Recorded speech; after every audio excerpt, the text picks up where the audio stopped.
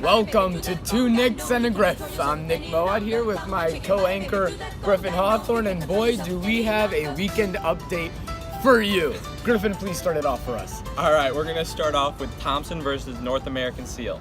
Eric Thompson and his fiancée, then wife, Miriam Regaldo, worked for North American Stainless.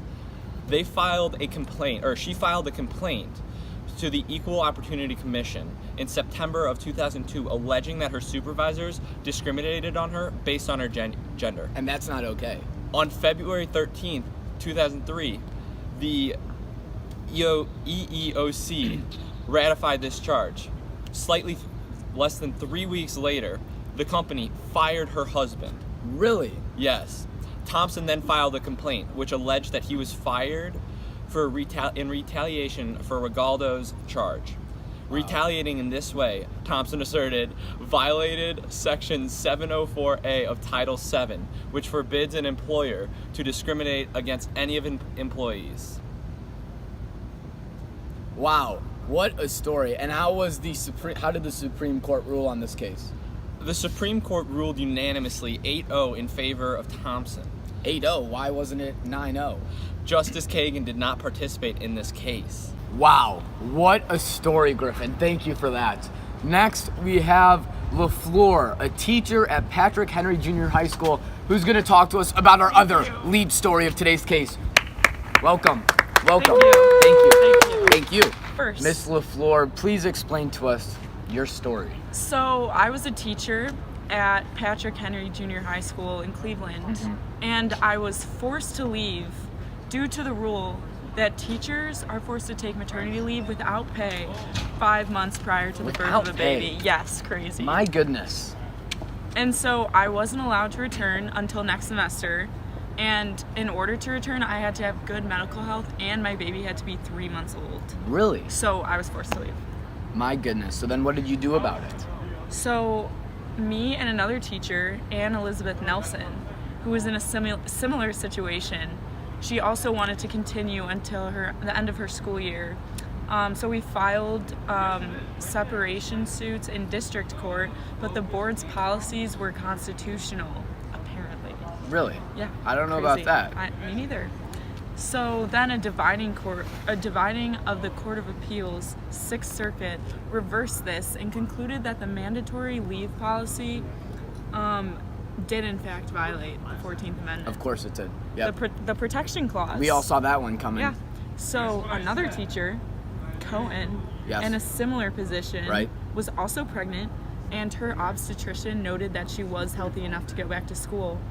So she challenged this constitutionality in district court, and it did in fact violate the Equal Protection What a surprise. Clause. What a surprise. So the United States Court of Appeals, Fourth Circuit, affirmed the court upheld the constitutionality of the regulation. So then did it ever go to the Supreme Court? So it did in fact. Really? And it was a 7-2 majority. Really? And Justice Stewart was really our main guy, He was, yep. along with Justice Powell, Really? who concluded that the board violated the female teachers' rights to equal protection. That's an amazing story. Thank you for Really joining is. us today, LaFleur. Yeah, thank you. Welcome back, Mr. Hawthorne. Please explain to us your discrimination case. Ash, an African-American employee at Tyson Foods, was passed over for a promotion and sued the company under the Employment Discrimination Act. She was passed over for the promotion. Was she qualified for it?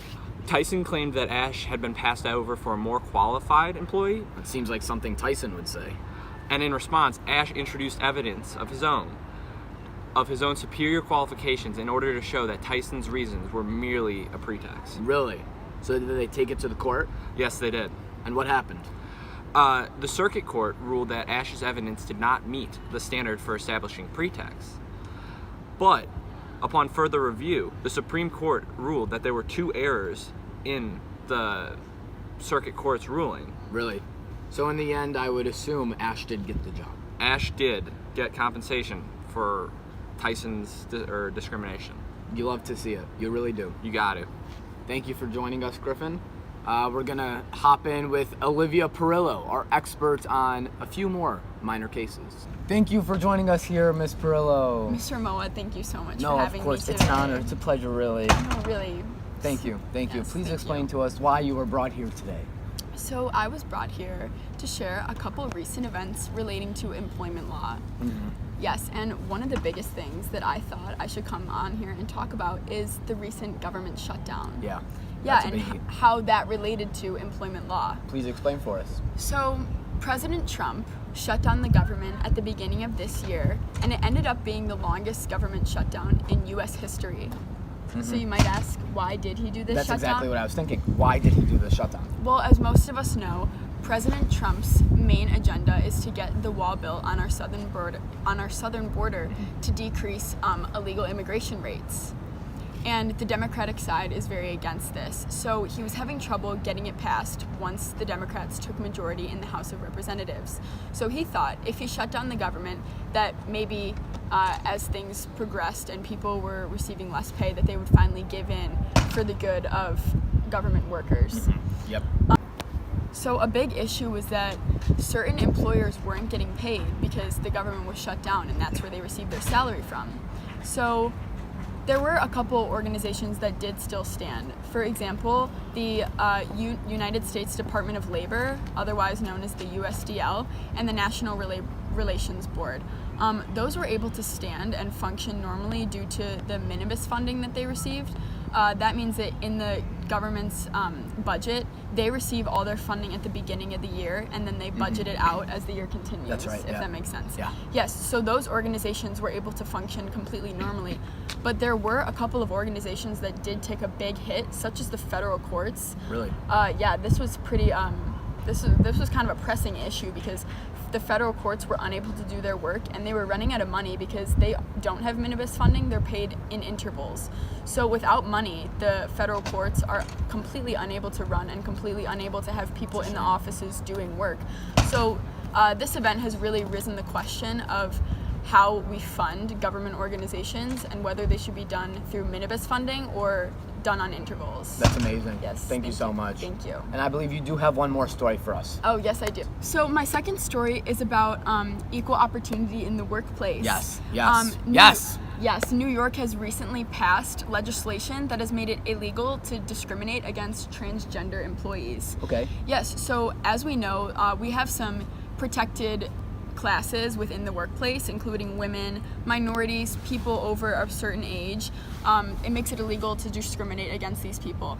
And while sexual orientation has always been one of those protected clauses, it was unidentified as whether or not people who were transgender fell underneath this clause. And now they've basically redefined the word gender to include whatever you identify as, regardless of what you have on your birth certificate. So that's great progress for... That's great progress for the transgender community. Exactly. That's amazing. Thank you.